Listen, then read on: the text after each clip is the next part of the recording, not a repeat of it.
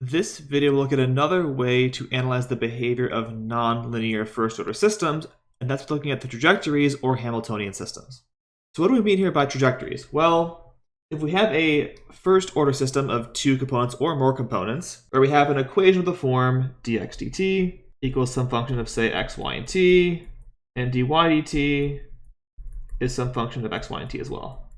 And the solution is a pair x of t and y of t.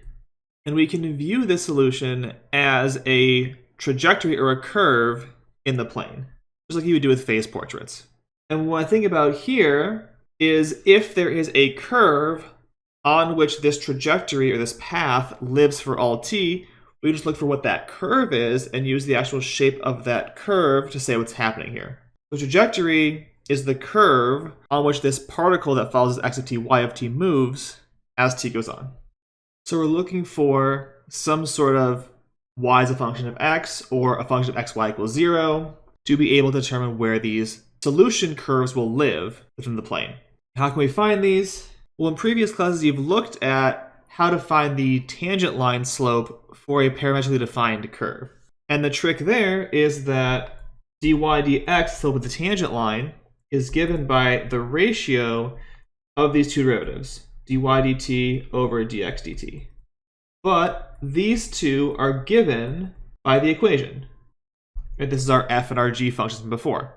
So if there's no t in those equations, if they're autonomous, then this becomes a differential equation, dy dx equals some ratio of functions involving just x and y, and there might be a chance to solve this out. And by solvable here, I mean as a first-order differential equation for y as a function of x. This might be like separable, for instance, you could solve it out that way.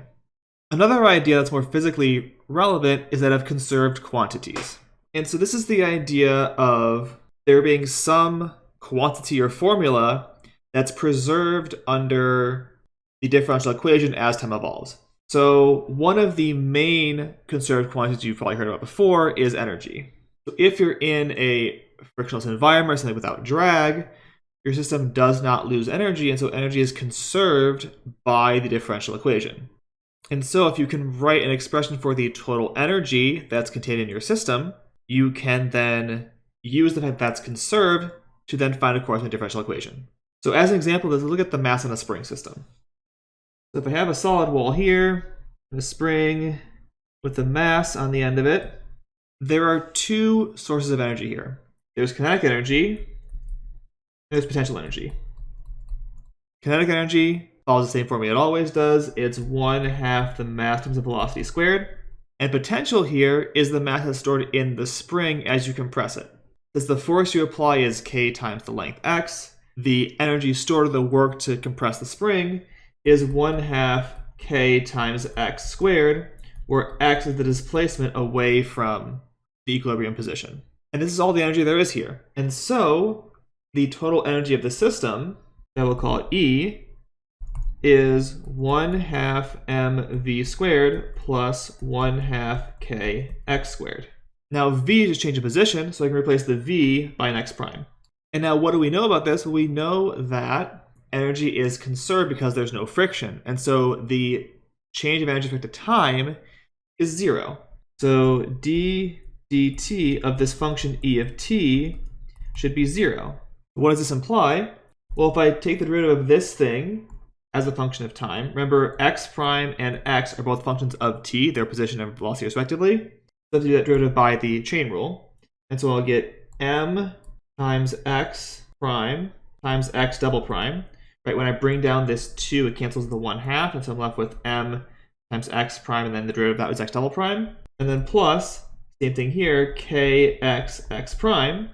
Or if I divide the entire equation here by x prime, I will see 0 is m x double prime plus kx, which was our standard second order equation for mass on a spring with no damping, with mass and a spring constant k. This is a pretty common thing in physics scenarios to look at conserved quantities to see how they behave and what that looks like for a given equation. What we're looking at here is one step up. It's applying this idea to systems, and that's where we get something called the Hamiltonian. So a Hamiltonian is a conserved quantity. In our particular case here, it's for a system, but really people use Hamiltonians and energy kind of interchangeably when talking about conserved quantities. So in this case, I want a quantity that is preserved along a differential equation. So a function h of x and y is a Hamiltonian for the system dx dt is f of x, y, t. Same for y. If d dt of h of x of t and y of t is 0 for any solution curve x of t, y of t. And for a following, we say a system itself is Hamiltonian if there is such a function h of x, y that has this property. And usually in most physical scenarios, this Hamiltonian is like an energy for this system. And the point of all this is the fact that if I find this Hamiltonian, I know that it doesn't change in time. So if I find this function, and I want to solve this system for a given initial condition, I can look at the value of h at that initial value. Now I know that h cannot change in time for the solution, which means that the solution trajectory x of t, y of t must stay on this particular level curve of the function h of x, y. The trajectory must live on the curve h of x, y equals that value. So I can just sketch out what this looks like in the plane and know that my solution must live on that curve. It's great to have these. How do we find them? Well, so the equation here tells us that d dt of h of x of t and y of t is 0. But I can compute this out using the chain rule. So this is equal to the partial of h with respect to x times dx dt plus the partial of h with respect to y dy dt. So if I can find a function h so that dx dt is negative partial h partial y and dy dt is partial h partial x, then this will clearly work because I will have dh dx times negative dh dy plus dh dy times dh dx will add to 0. Great. But these were given in our problem statement. This is our function f, and this is our function g.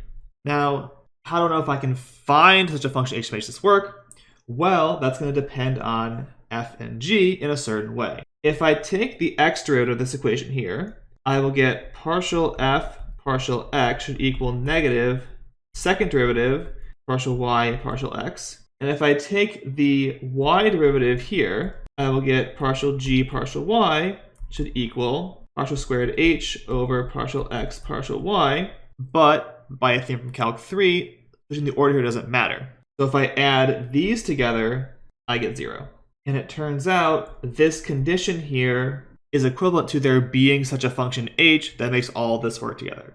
So your main process here is to check for this condition right here. Partial f partial x plus partial g partial y equals 0. If that is the case, then you can find the h and work from there. So if partial f partial x plus partial g partial y equals 0, then the system is Hamiltonian. And to show you how to go about that, let's do that through an example. So given a system here, I want to figure out if it's Hamiltonian, and then if so, find the trajectories. So this here is my function f. This is my function g. So partial f partial x is 1. Partial g partial y is -1. Therefore, they add to 0, which is great. Therefore, this is Hamiltonian. What do I do from there? Well, now I want to find the trajectories of this system. So I need to figure out a function h so that f is negative partial h partial y and g is partial h partial x. So this first condition here will tell me that 2y plus x equals negative partial h partial y. I can integrate both sides in y here. And if I do that, I will get y squared plus xy equals negative h, but I'm missing something here, and that's my constant of integration. So since I integrated this function in y, the constant of integration can be anything depending on x. I'm going to move this over and add in here a function capital A of x. Because we differentiate this in y, the a goes away entirely. Now I want this second condition here. And so if I move the negative sign over and then take partial derivatives, I will see that I with negative y squared minus xy minus a of x is my function h. And then taking an x partial derivative will give me negative y minus a prime of x equals partial h partial x. But I want this to match g, which was minus 8x minus y. Thankfully, this all matches up nicely because the y's cancel, and I'm left with a prime of x equals 8x. So this a of x is 4x squared plus any constant c. So going back up to here, my Hamiltonian is negative y squared minus xy minus 4x squared plus c. And because I'm looking at level curves here, the c doesn't matter. Because if I can change the c, I'm changing what the level curve is, but not the fact that it is a level curve. Or rewriting this with the negative sign, 4x squared plus xy plus y squared equals some constant are the level curves of my solution here. And if we were to draw these out or use some analysis of conic sections, these are all ellipses, which will be closed loops around the origin. A way to verify this, if we go back to our system before and analyze this as a linear system, we will see that this here is a center. So expect to see closed loops on the origin here, which we also do see from this Hamiltonian approach as well. So that's how you determine if a system is Hamiltonian, and then how you go through the process of sort of this partial integration or integration of partial derivatives to figure out this function h of x based on knowing what partial h partial x and partial h partial y are from your equation, solving that out and getting to a trajectory here or a Hamiltonian function to give you the level curves for the solutions to this equation and telling you how it behaves and what it's going to look like on the xy plane just from analyzing this function here.